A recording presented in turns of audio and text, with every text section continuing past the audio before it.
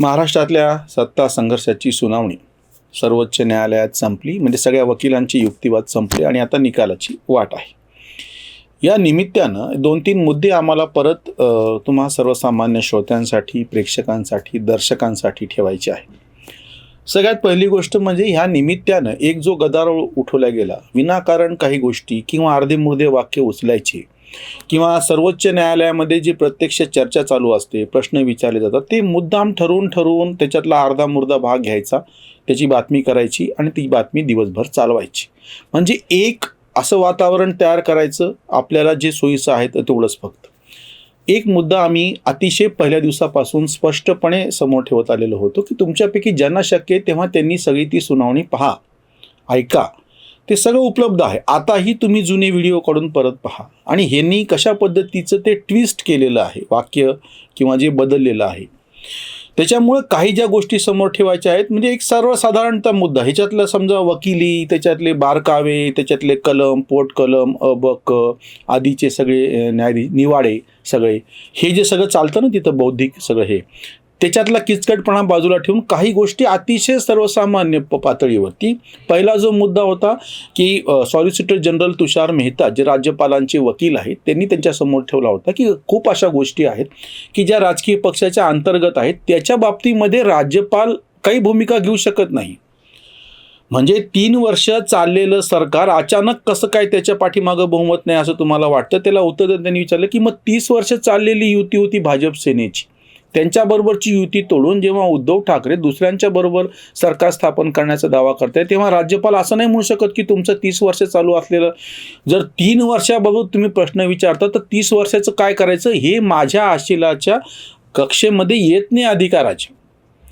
म्हणजे हे जे बरेच प्रश्न असे कपिल सिब्बल आणि सिंघवींनी उपस्थित केलेले होते, त्याच्यावरती जी प्रश्न तिकडून सर्वोच्च म्हणजे सरन्यायाधीशांनी विचारले आणि त्या वकिलांनी जेव्हा खुलासा केला, त्याच्यातला पहिला मुद्दा असा होता की कुठलाही राज्यपालावरती ही जबाबदारी आहे की 5 वर्ष जो मुख्यमंत्री तिथे सत्तेवरती आहे त्याच्या पाठीशी बहुमत आहे की नाही हे वारंवार तपासून पाहणे. म्हणजे असं नाही की एकदा तुम्ही बहुमताचं तुमच्या पाठीशी आहे मग पूर्ण 5 वर्ष डोळे झाकून बसून राहायचं.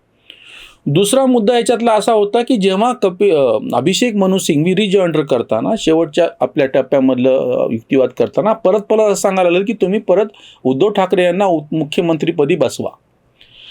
आणि सरन्यायाधीशांनी हा प्रश्न त्यांना विचारलेला आहे की ज्या मुख्यमंत्र्यांनी स्वतःहून राजीनामा दिलेला आहे, जो मुख्यमंत्री विधिमंडळाच्या पटलावरती जाऊन बहुमताची परीक्षा द्यायला तयार नाही आहे, त्याला आम्ही काय म्हणून परत मुख्यमंत्री पदावरती बसू शकतो? एक सर्वसामान्य मुद्दा आहे, हा व्यावहारिक पातळीवरचा मुद्दा आहे की जर तुम्ही आपणहून राजीनामा दिलेला आहे, तुम्हाला कोणी राजीनामा मागितलेला नव्हता, तुमच्यावरती अविश्वास पण व्यक्त केलेला नाहीये, तुमच्यावरती विधिमंडळाचा विश्वास आहे की नाही ते सांगा जाऊन तिथे. हे कायमस्वरूपी नेहमीच कुठल्याही मुख्यमंत्र्याला प्रत्यक्ष अप्रत्यक्षरित्या करावं लागतं. हा दुसरा मुद्दा होता की तुम्ही जाऊन तिथे तुमच्या पाठीशी जर बहुमत होतं असं तुम्हाला वाटत होतं तर तुम्ही ते सिद्ध करायला पाहिजे होतं आणि तुम्ही ते केलं असतं आणि तुम्ही हारला असता, मग तुम्ही आमच्या समोर येऊन बोलला असतं तर त्या संदर्भामध्ये काही आम्हाला बोलता आलं असतं. तुम्ही प्रत्यक्ष त्या म्हणजे काय म्हणता येईल संख्याबळाची परीक्षा द्यायला गेलेला नाहीत, तुम्ही पेपरच दिलेला नाही. थोडक्यात सांगायचं म्हणजे तुम्ही घरी बसलात आणि आता असं म्हणतात की मला तुम्ही कसं काय नापास केलं, तर तुम्ही पेपरच दिलेला नाही. हा दुसरा मुद्दा होता. पहिला मुद्दा, राज्यपालांच्या कक्षेत काही गोष्टी येत नाहीत, त्यांच्या समोर ज्या गटाने बहुमताचा दावा केलेला आहे तो म्हणजे सकृत दर्शनी पाहणे आणि नंतर त्यांना प्रत्यक्ष विधिमंडळामध्ये जाऊन तुमचं बहुमत सिद्ध करायला सांगणे. तिथे नाही, राज्यपाल स्वतःच्या राज्यपाल भवनामध्ये सगळ्यांना बोलवून त्यांची मोजणी करणार नाही. बोम्मई केसचा जो हवाला देऊन नरेश कौल त्यांचे जे वकील आहेत ते नीरज किशन कौल जे सांगत होते की आमच्या आशिलाने तिथे बोलवलेलं नाहीये, प्रत्यक्ष विधिमंडळाच्या पटलावरती सांगितलेलं आहे.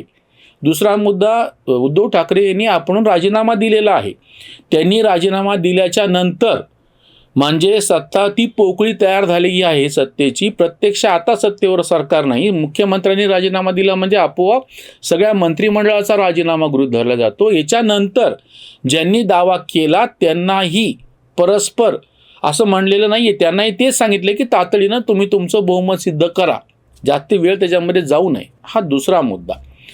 तिसरा मुद्दा सर्वसाधारणपणे ह्याच्यातले बारकावे बाजूला ठेवून मी थोडंसं तुम्हाला सोपं करून सांगतोय. तो असा होतोय की 16 आमदारांच्या अपात्रतेबद्दलचं एक तुणतुणं आधीपासून वाजवलं जात होतं पत्रकारांकडून. वकील काय आणि कसं बोलताय तो त्यांचा 24 तासाचा पोट पाण्याचा धंदा आहे, ते बाजूला ठेवा.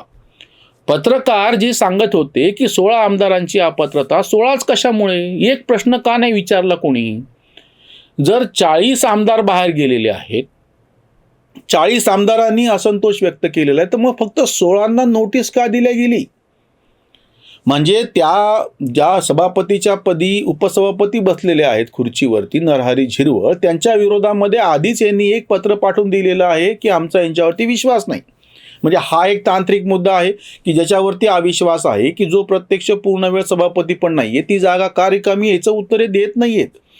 नाना पटोले यांनी राजीनामा दिल्याच्या नंतर सभापतीची खुर्ची रिकामी आहे, ती तुम्ही का भरली नाही, याचं उत्तर काही नाहीये लीगल.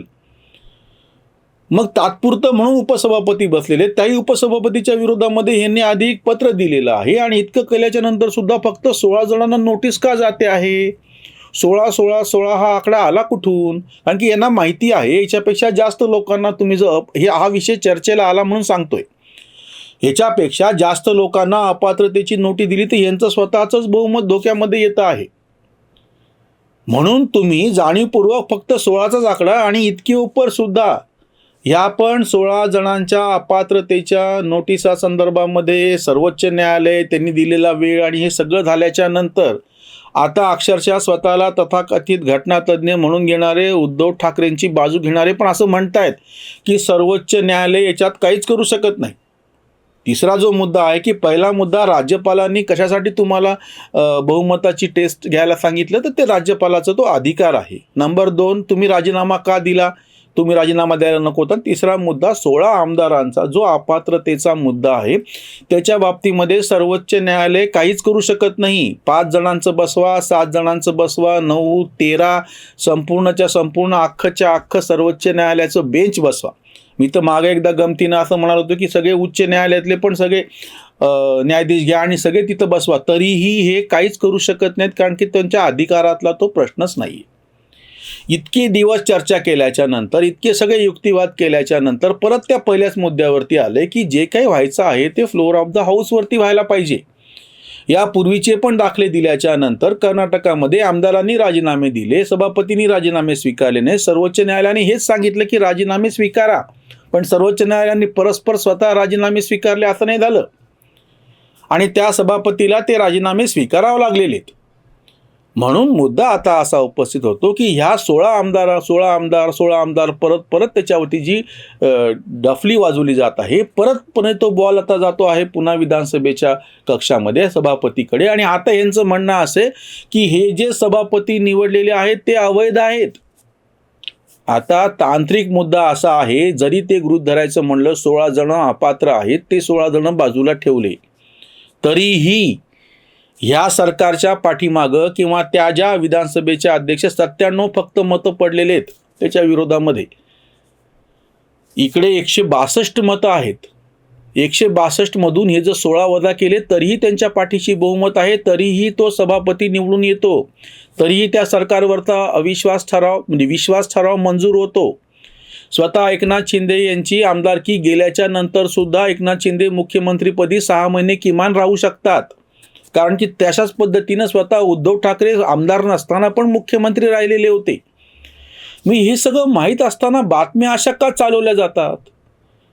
म्हणजे तिन्ही मुद्दे सर्वोच्च न्यायालयासमोर जे आलेले आहेत त्याचा एक सर्वसाधारण पातळीवरचा सर्वसामान्यपणे विचार करून, साधा तर्क लावून, मी काय फार मोठा अभ्यास करून आणि मांडा असं म्हणत नाहीये की हे जे समोर आलेले आहे, राज्यपालांकडे हा अधिकार आहे की तुमच्या बहुमताची चाचणी करणे.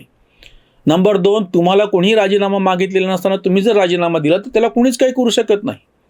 आणि नंबर 3 जो मुद्दा आहे की 16 आमदारांच्या अपात्रतेचा मुद्दा आहे, याच्या बाबतीमध्ये सर्वोच्च न्यायालय काहीच करू शकत नाही. आता मूळ मुद्दा येऊन थांबतो की आता जेव्हा हा बॉल परत एकदा विधिमंडळाच्या पटला म्हणजे ह्याच्यावरती सभापती समोर जाईल, त्यांच्या कोर्टामध्ये जाईल, तेव्हा सभापती काय म्हणणार? सभापतीसमोर कुठला विषय येणार?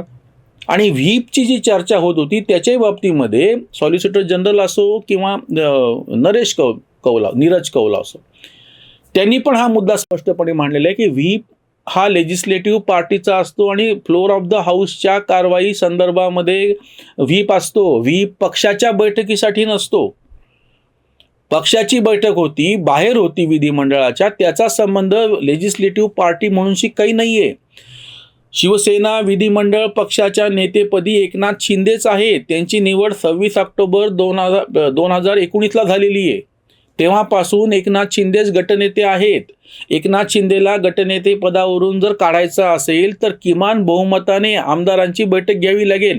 ती उद्धव ठाकरेंना घेता नाही आलेली. दुसरी गोष्ट, व्हीप बदलायचा असेल तर त्या बैठकीमध्ये बहुसंख्य आमदार पाहिजेत की जे त्यांच्याकडे नाही आहेत. त्यांनी जेव्हा बैठक घेतली तेव्हा फक्त 13 आमदार हजर होते. हा मुद्दा हे तथाकथित घटनातज्ञ विसरून चाललेले आहेत. लेजिस्लेटिव्ह पार्टी म्हणजे निवडून आलेले आमदार फक्त. विधानसभेवरती विधान परिषद पण नाही. उद्धव ठाकरे विधान परिषदेचे सदस्य आहेत, विधानसभेचे नाहीत. म्हणजे प्रत्यक्ष शिवसेना विधिमंडळ पक्षामध्ये स्वतः उद्धव ठाकरेच नाही आहेत. एकनाथ शिंदे त्याचे गटनेते आहेत आणि एकनाथ शिंदेंना जर काढायचं असेल तर त्या बैठकीसाठी किमान संख्येनं आमदार उपस्थित पाहिजेत. जे बहुमत पाहिजे ते त्यांना त्या बैठकीत, ज्या बैठकीत त्यांना काढलं तेव्हा ते होऊ शकत नाही. म्हणून मी एक जुनं उदाहरण दिलं होतं. जेव्हा राष्ट्रवादी काँग्रेसमध्ये असा प्रसंग घडला, अजित पवार हे गटनेते होते, ते देवेंद्र फडणवीस बरोबर जायचं म्हणल्याच्यानंतर त्यांच्या विरोधामध्ये 54 पैकी 52 आमदार एकत्र आले. त्यांनी बैठक घेतली, जयंत पाटलांना स्वतःचा नेता निवडलं. ती बैठक वैध का ठरली? कारण त्यांच्या पाठीमागं बहुसंख्य आमदार होते. एकनाथ शिंदेंना शिवसेना गटनेते पदावरून काढण्यासाठी जी बैठक झाली त्याच्यामध्ये फक्त 13 आमदार उपस्थित होते. ह्या सगळ्या गोष्टी बरं बाकीच्या शिवाय अपक्ष आमदारांनी पाठिंबा काढून घेतलेला आहे आणि ते दुसरीकडे गेलेले आहेत. घड्याळाचे काटे उलटे फिरवता कसे येत नाहीत, परत जुनी गोष्ट आणता येत नाही. असंख्य गोष्टी समोर आल्याच्या नंतर आता जो निकाल यायचा तो येईल. आम्ही त्या निकालाचा सन्मान करतो, ही भूमिका आधीच स्पष्ट करून सांगतो. निकाल कुठलाही बाजूनं लागो, लोकशाही आपल्या विरोधामध्ये निकाल गेला की लोकशाही मेली म्हणून छाती बडवणं हे नक्की होणार आहे, तुम्हाला मी आता सांगतो. हे सगळे लिब्रांडू जे त्यांच्या विरोधात निकाल गेला तर ते आधी आरडाओरडा सुरू करणार की लोकशाही कशी मेलेली आहे म्हणून. आत्तापासूनच त्यांनी त्याची सुरुवात केली आणि त्यांच्या बाजूनं निकाल लागला तर म्हणणार की कशा पद्धतीने हे ऑपरेशन कमळ फसलेलं आहे, मोदींनी राजीनामा द्यायला पाहिजे. 2024मध्ये आता ह्यांचं कशी सत्ता जाणार आणि राहुल गांधी पंतप्रधान होणार हे सगळं ठरलेलं आहे. ते सगळं बाजूला ठेवा. निदान सर्वसामान्य लोकांची तरी सध्या सुटका झालेली, कारण की सुनावणी संपलेली आहे. आता प्रतीक्षा आहे निकालाची. तो 10-15 दिवसामध्ये केव्हाही निकाल येऊ शकतो. इथेच थांबूयात. धन्यवाद.